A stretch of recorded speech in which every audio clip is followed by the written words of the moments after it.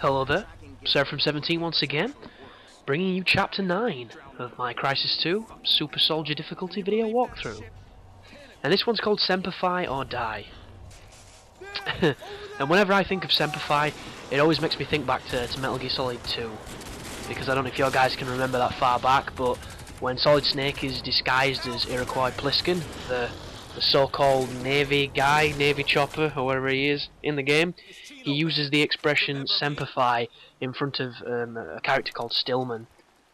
And when he leaves the room, Stillman basically tells the main character who you play as, a guy called Raiden, or Raiden, depending on how you call his name, says that he ain't no seal, something like that, because Semperfi is a marine turn of phrase, and that's how he saw through his ruse.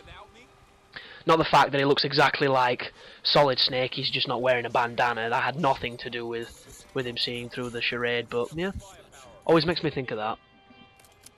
But at the start of this level, you're going to be meeting back up with all your marine buddies, which is kind of cool, because now they have the enemies have something else to shoot at so that you can flank, and they give you that revolver, and that revolver's not the best gun to use. It's not that practical, but by God does it look cool.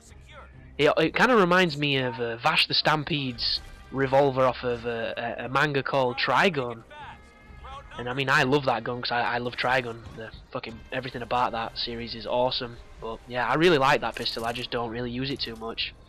So while you're up here, make sure you get as much ammo as you can, because these next few sections are probably better to do a bit of run and gunning. So if you've been looking forward to a section where you get to shoot some dudes, this is your section. Because we're going to be pushing towards an extraction point where we get to kill some Ceph, and then we're going to have to defend the extraction point from waves of Ceph, and those two areas there's no point stealthing because you don't really need to. So on this bit, just do what you want to do. They're going to be dropping in from the dropships. There's one over there, so make sure that you've got your armor mode engaged, and then you can nail them from a distance with your Scar. And just play it smart, because if you don't have your powers on, you're going to die really quick. And I cannot overstate how useful a power the armor is. You'll take so much hammer in armor, it's unbelievable. And if you upgrade it, because that's the path you're taking, you'll be even better. But this is literally bog standard armor, 9 levels into the game. It hasn't changed since level 1, and it's still as useful as it was then, right now. So just utilise what the game gives you. Be as patient as you can, and bear in mind that this weapon has an underslung grenade launcher, so it's really cool to use actually. I don't know what he's doing there. The guy's waving the revolver because he's trying to get it cover. But on this section I like to push around the right, because as you go around this side you can get a nice height advantage on the dudes, and there are some areas where there's the mounted guns that you can use to your advantage. But if you look at the map, there's at least 4 or 5 Ceph just to the, well, they were to the left of me, but I've come into this shop here. And there we go, cloak engaged, and that's the turret to my left, and there's this big old cache in here full of sniper rifles and shit. So swap out your pistol for a sniper rifle and start Tom Berenger-ing some people. And if anybody are wondering what my Tom Berenger expression is, what I'm referencing when I do that, it's a little bit of an obscure film that Tom Berenger did, and it's called literally Sniper. So it's that simple. It's every time I pick a sniper rifle up, I reference the film. And basically in the film, Tom Berenger plays like a really experienced, grizzled veteran sniper that has to take on a rookie by the name of Billy Zane, if you know who that actor is. And they go into some third world country somewhere like in South America to try and, I think, assassinate a dictator, and it goes wrong, and there's all this conspiracy shit happening. But the short version is I'm referencing a pretty obscure film with Tom Berenger in it, and if you don't know who he is, I'm not surprised, because his heyday was very short, and it was sometime in the mid-80s. But from here, you're at a good vantage point, so snipe, refill your ammo, use your noob tubes, do what you can, and just keep pushing forward. And this is a really fun level, and that's one of the collectibles that's in the game. I shoot at it then because I'm probably going to use a collectible guide and then go on through on easy to get my achievement for that stuff. And then right now you'll notice I activate my armor. If I didn't activate my armor then, I would be 6 feet under, because those gunships don't fuck about, so don't even mess with them. And I'm just gunning these Ceph at a distance with this mounted gun because it's free ammo, so you might as well use it and just nail some dudes. But in my last video I was mentioning the remake of Resident Evil 4, and I'm thinking about doing maybe a professional guide to that game, because I haven't played the game in years, but I used to know it pretty well.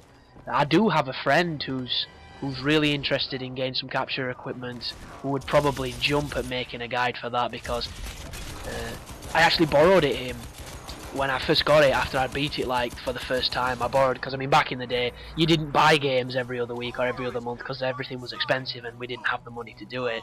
So there was a lot of borrowing going on, which I'm sure a lot of you can understand. And I borrowed it him like 3 weeks after it came out. He still has my copy of Resident Evil 4. That's how long my friend has had it. For the GameCube, of all things. I might actually have it back now, but he had it for about 3 years. And he pretty much beat that game religiously every so many weeks because he loved it that much. And he would probably make a really fucking awesome guide for that. But at this moment in time, he doesn't have a channel and he doesn't have any recording equipment, so maybe when it comes out, it might be the incentive it takes for him to pick that stuff up, who knows. But I'm probably definitely going to get that on my site, because on my channel, because it's a fun game and I enjoyed it then, I'll enjoy it now, and there might be some people that want to watch it, so we'll have to see. But when you come in here, make sure you use this ammo dump, because this next room is weird. This next room you're going to be taking on some sefs, and look at that. It kind of looks like an MP7, the submachine gun pistol. That's the next one on from the MP5 that Heckler and Koch made, or however you pronounce that second word. The Austrian company, I think they are, or German. And it's a nice gun, but it burns through ammo and you don't get a lot of it, so I wouldn't recommend using it too much. But this next room, there's a ton of Seth. When I first did this, I thought this was going to be probably the most challenging part of the game for my recording run, because I didn't die, but I easily could have. There is give or take maybe 10 to 15 Seth that are going to attack you. I don't know if there's an infinite spawn, I don't know if you have to push the spawn or what it is, but you'll notice I am not very eager to push into this room. The reason for that is, my first time through, I ran into that room and I got rushed by 5 or 6 enemies, so... But I'm happy to say, on my recording run, I didn't have any trouble whatsoever, and this bit was kind of easy, so... I've got the sniper rifle, and you'll notice straight away it's got an ACOG on it, and I don't want an ACOG on it, so I'm going to swap it to a sniper scope because I want a bit of zoom. And from here, I would advise you to snipe as many dudes as you can, because what will happen is, once you get the Ceph's attention, they will rush you. And when they rush you, swap to your other gun, bang your armour on, and just murder them up close. And that's the best thing he can do. So he comes in here looking for me, I go into cloak, I get a nice stealth kill. His buddy sees what's just happened, his buddy's going to be coming as well, I can kill him too. Look, he stood there, and that is one of the commanders, that is one of the stronger ones. You'll notice he's kind of got a shield, I think, and he does take a lot more hammer than the other ones. But because he's tougher, he gives you 300 nanosuit points, so he's triple a normal guy. But a word of warning, when you take them dudes on head on, they do not die as quick as the other Seths, so be very careful with them, because they're assholes basically. But just keep pushing this section, and when you get to this moment now, from now on you can stealth. The first part I would definitely advise you to shoot people, but from now on just stealth. It's so much simpler, it's gonna save you so much time. And the only real way I could say run and gun on this section is if you're close to an upgrade and you want to do it. In saying that, here I go sniping dudes' heads off. And there's a rocket launcher there that I should be picking up, I don't know why I'm not. But the gist of this section now is, you just have to follow this underpass under all the bridges and keep pushing forward. And like I said, this is a pretty long level, so once you've pushed through this area, then we have to defend the evac point, and it does carry on for quite some time, and it's a little imposing when you first play through. It made me think it was going to be a challenging section, and it really isn't. It's more fun than anything else. But look at these dudes are full on stalking me now. They know I'm over here somewhere, but they're not quite sure where. And because he's running into graphics, I know I can assassinate his pal, because look at that for AI here. Into your threat him. He's a gold medal champion, that guy. And that got sloppy because my assassination attempt failed and I ended up doing a beatdown, which is one of the things I hate about this game. And where's he gone? Oh, did you see his little tentacle thing then? I saw it. I don't think I did when I was playing. Oh! Has he just jumped past me? He did! God, the dude was like 2 yards from me and I didn't even realise. Just goes to show how much you can't sound whore in Crysis. In the campaign anyway. I mean, you probably could if you turned all the volume and all the music down and that, but this music's actually being composed by a pretty well-known composer. I don't know his name. I think he's something like Hans Zimmer or maybe a Danny Elfman or something like that. It might even be Alan Silvestre, no idea. Could be Harry Gregson Williams, I'll have to look it up. But suffice to say, it's been composed by someone who's pretty well known for doing films. And right there, I was trying to run back to the starting room to go and, you know, refill my ammo at the cache, but they've handily put up a nice barricade that stops you from backtracking, so the developers there throwing a big fuck you. And now it's time to move on. So, yeah, these next areas, if you stealth, you're going to have no trouble pushing through them. Just be careful, because these Ceph do like to move a lot, and for whatever reason, I'm getting really close to them right now. I'm going for... yeah. Looks like I'm going for the kill, so I'm not even following my own advice. But if you do stealth through this section, you will get through it a lot quicker than what I'm doing right now. Whoa, excuse me. I am falling to pieces.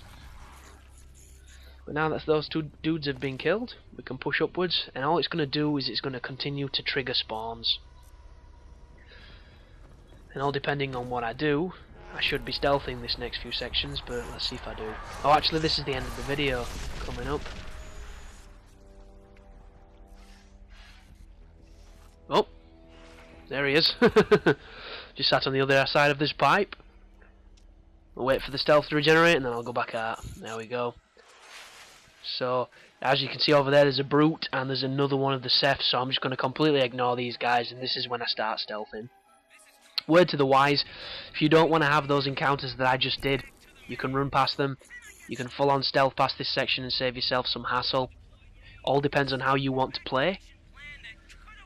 But yeah, it's one of those decisions where it'll benefit you in the long run if you do take the time to kill them. But when you are there, sometimes it can be a little bit frustrating if you're having a bad time. But I really don't think the Ceph on this game are that threatening. The only time when the Ceph are a pain in the arse is when there's the pingers, which, if you don't know, they're these giant, like, walking tank things that fire an EMP that knocks your shield off, and they kill you very quick. And a couple of times when you fight those pingers, they will send almost infinitely spawning Ceph. There's generally only 2 or 3 of them, but when you kill one, another one replaces him, and it's just a ball ache, but that's how the game works. And I don't know if you noticed there, but from up here I sniped 2 guys off in the distance. It doesn't really matter if you do that or not, because as you push through here it does trigger a few more guys to turn up, but it's nothing you can't handle, and this is actually quite a quiet section for midway through the game.